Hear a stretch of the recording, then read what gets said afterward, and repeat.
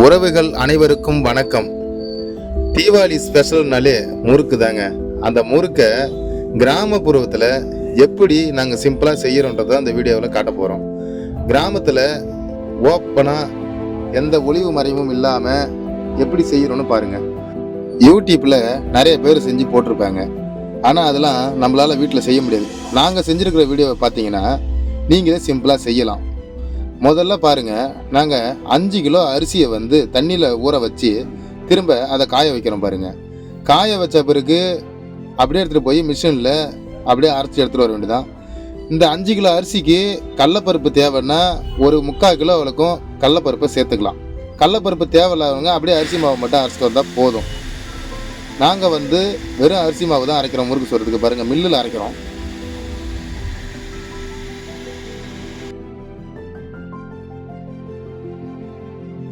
அரைச்ச மாவை நல்லா ஆற வச்சிடணும். ஆற வைக்கலன்னா அப்புறம் எண்ணெயில் முறுக்கு சுடும்போது முறுக்கு கருப்பாக தீஞ்சி வரும். ஏன் அது காரணம் என்னன்னு கேட்டிங்கன்னா, அரைச்ச மாவை சரியாக ஆற வைக்க தெரியாததுனால அந்த முறுக்கு கருப்பாக வரும். பாருங்கள், அப்படியே பொன்மையாக இருக்குது பாருங்கள் அந்த மாவு. இப்போ முறுக்கு செய்யறதுக்கு நாங்கள் முதல்ல மாவு எடுத்துக்கிறோம். பாருங்கள், நாங்கள் 4 கப்பு மாவு எடுத்துருக்கோம். அதுக்கு தகுந்த அளவு தான் பாருங்கள்.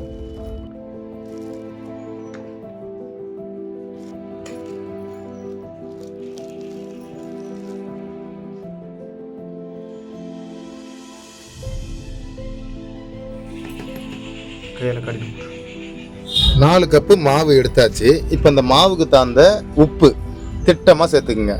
சால்ட்டு உப்பு சேர்த்துக்கலாம். இதில் பார்த்தீங்கன்னா ஒரு 2 ஸ்பூன் வர்ற அளவுக்கு ஓமம் சேர்த்துக்குங்க. இந்த ஓமம் அவசியம். எண்ணெய் பலகாரம் எந்த பலகாரம் செஞ்சாலும் ஓமம், ஜீரகம் இதை சேர்த்து செய்யுங்க. ஒரு 2 ஸ்பூன் அளவுக்கு ஓமம், ஒரு 2 ஸ்பூன் அளவுக்கு வெள்ளை எள்ளு. இதை ஃபஸ்ட்டு ஒரு கிளறிக்கலாம். இது கிளறி விட்டுட்டு அதுக்கப்புறம் பார்த்தீங்கன்னா ஒரு 2 ஸ்பூன் அளவுக்கு ஜீரகம் சேர்த்துக்குங்க. ஜீரகம் அவசியம் சேர்க்கணும். ஏன்னா செரிமானத்தன்மைக்கு இது முக்கியமாக இருக்கும். அதுக்காக சேர்த்துக்கணும். இப்போ இந்த முறுக்கு மாவை பேயறதுக்கு பச்சை தண்ணியை ஊற்றக்கூடாது. நல்லா காய்ச்சி தண்ணியை சுட தண்ணி ஆக்கி அந்த சுட தண்ணியை தான் ஊற்றணும். அப்போ தான் முறுக்கு பதமாக வரும். இல்லைன்னா முறுக்கு திரியாக வராது ஒழுங்காக.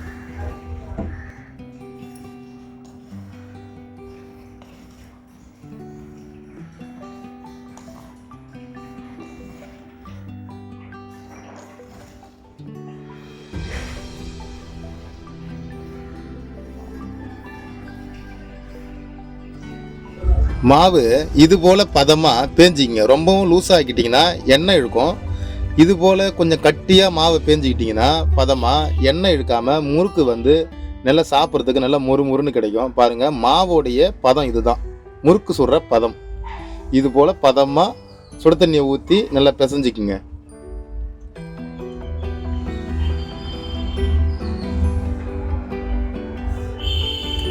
முறுக்கு சுடணும்னாலே நம்ம விறகடுப்பில் செஞ்சிங்கன்னா அந்த முறுக்கு நல்லாயிருக்கும். நாங்கள் கோல்டு வின்னர் அந்த எண்ணெய் தான் நாங்கள் பயன்படுத்துகிறோம் முறுக்கு சுடுறதுக்கு. உங்கள்கிட்ட என்ன எண்ணெய் இருக்கோ அதை நீங்கள் பயன்படுத்திங்க. ஒரு 3 லிட்டர் அளவுக்கு நாங்கள் எண்ணெய் பயன்படுத்தி செய்கிறோம். பாருங்கள், இப்போ எண்ணெயை ஊற்றி முடிச்சாச்சு. இந்த எண்ணெய் நல்லா சூடு ஏறி வரட்டும். எண்ணெய் நல்லா சூடு ஏறுற பதம் வந்த பிறகு தான் முறுக்கு சுடணும். இல்லைன்னா எண்ணெய் கோத்துக்கும். இப்போ முறுக்கு அச்சில் முறுக்கு புழியறதுக்காக நம்ம முறுக்கு அச்சு எடுத்து அதில் சேர்த்துக்கு பாருங்கள். இது 3 தொல்லை அச்சு. இதில் தான் முறுக்கு நமக்கு பதமாக வரும். இப்போ எண்ணெய் சூடு ஏறிட்டுதா அப்படின்னு தெரிஞ்சுக்கிறதுக்காக கொஞ்சமாக மாவு எடுத்து அதில் போட்டோன்னா இப்போ எண்ணெய் சூடாக இருக்குது தெரியுது பாருங்கள். இப்போ இதமான சூட்டில் இருக்குது. இப்போ நம்ம மாவை எடுத்து அச்சு உள்ளே வச்சு முறுக்கு புழிஞ்சு எடுத்துக்கலாம்.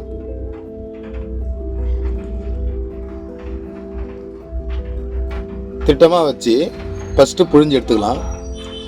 பாருங்கள் எவ்வளோ அழகாக இந்த முறுக்கு ரவுண்ட் ஷேப்பில் நல்லா கை வாக்கத்துக்கு வருது பாருங்கள். இது சுட தண்ணி ஊற்றலைன்னா இது போல் அழகாக வராது. அதுக்காக தான் சுட தண்ணியில் மாவு பெய்யறது.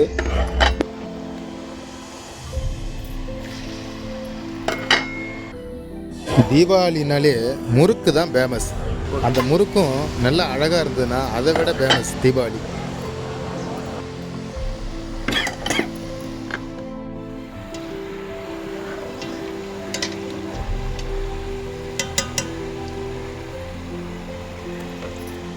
எடு.